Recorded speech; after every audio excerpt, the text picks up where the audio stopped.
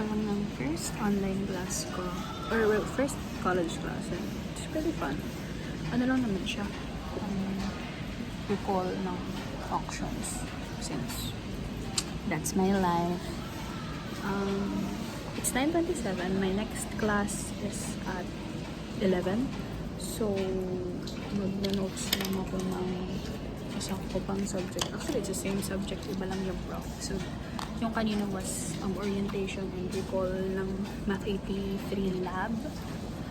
Mag-notes lang ako ng Math 83 lec. So, yeah. See you later.